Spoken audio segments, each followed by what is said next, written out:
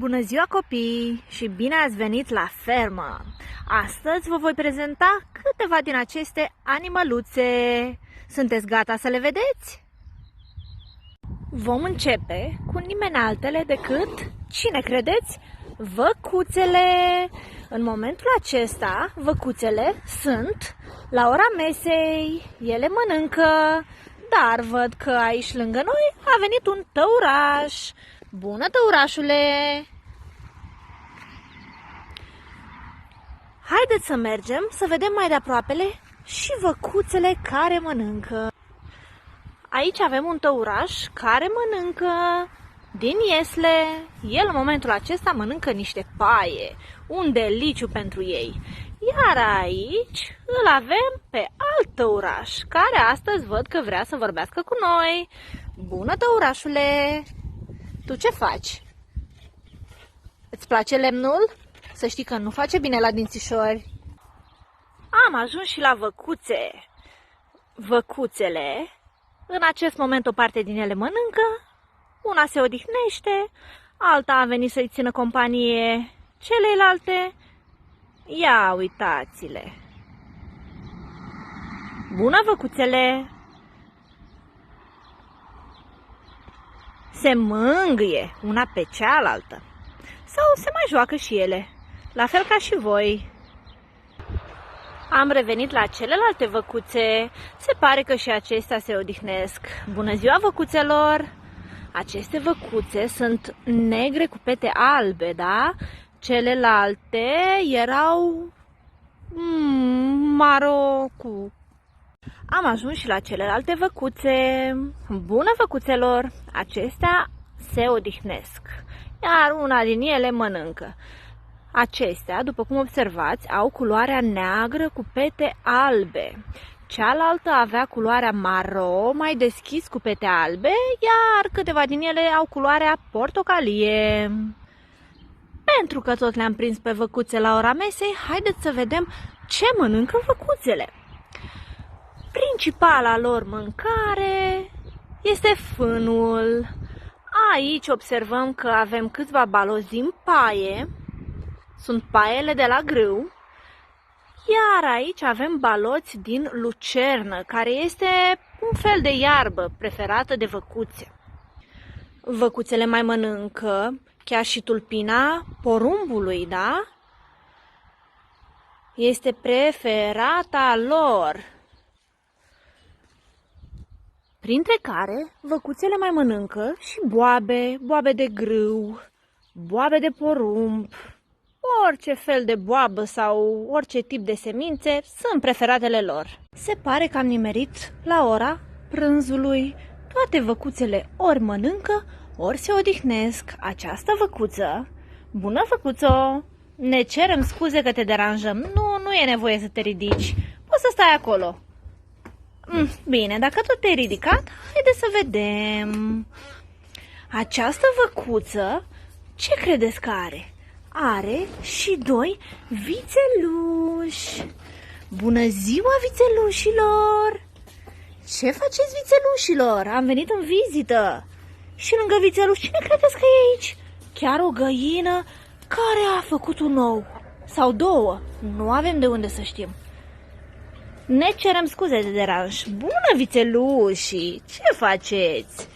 Și cine credeți că mai e aici? Vițelușii au foarte mulți prieteni. Ia uitați cine mai este aici cu noi. O pisică cu al său puișor, care cred că sunt la ora de joacă.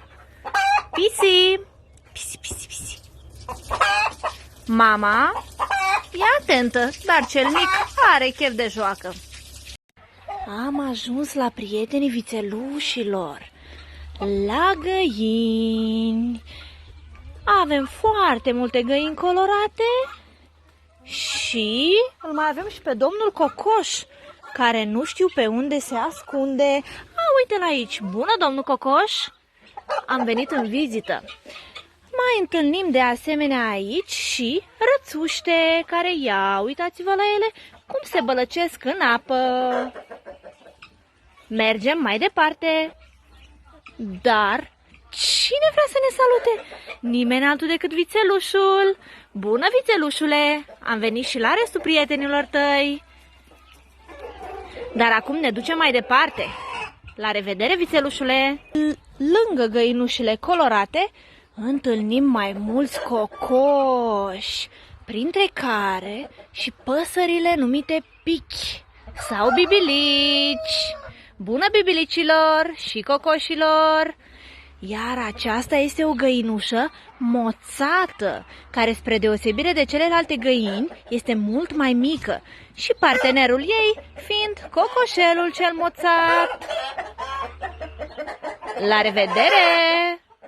Se pare că este ora mesei și pentru cine oare? Pentru căprițe! Bună, căprițelor! Bună, iezilor! Am venit în vizită! Oh, dar ce berbec și ce coarne are! Bună, berbecule! Vine cineva la mine să-l mângâi? Haideți, nu vă speriați! Haide! Hai, vino! Bine, atunci ne jucăm mai târziu. Și mai mic ca un pitic este iedul cel mai mic. Ia uitați-l cum stă el acolo și cred că se pregătește de somn. Bună, iedule! Nu lipsești nici porcii. Ia uitați-vă la acești porci maronii și foarte murdari. Ați avut o zi plină de joacă astăzi, porcușorilor? Măi, următorul pas este, cred, să intrați la un duș. Avem și un porcușor alb care, ce credeți, este o purcică care are și puișori. Ia uitați-vă, ce puișori micuți! Bună! Ia uitați-vă, copii, la acești purceluși minunați. Și voi vă odihniți? Măi, ați avut o zi tare agitată, înseamnă. Bună, porcilor! Și voi vă odihniți? Măi, dar ce ați făcut astăzi de sunteți atât de obosiți? Ați mâncat, văd că nu mai aveți nimic de mâncare. Ia să mergem noi la vecinii voștri să vedem ce fac ei. Vecinii porcilor albi nu e nimeni altcineva decât tot un porcușor maroniu care are doi purceluși și mai micuți. Sunt foarte mici. Ia uitați-vă, cred că au o săptămână. Abia i-a născut și sunt foarte mici și sensibili. Doamna porcușor, trebuie să ai grijă de porcii tăi mai mici. Ia uitați-vă, chiar dacă sunt mici, sunt și rapizi. La orice fermă, ce credeți că au fermierii? Și tractoare. Tractoare mari cu care ei lucrează pământul, da? Ei ară pământul, seamănă pământul și fac foarte multe lucrări. Bună, tractorule! Ce verde ești! Și are și o cisternă cu care transportă apă pentru animale. Aceasta a fost o zi la fermă. Vom mai reveni și cu alte întâmplări și pățănii ale animalelor de la fermă. Sper că v-a plăcut, copii! La revedere!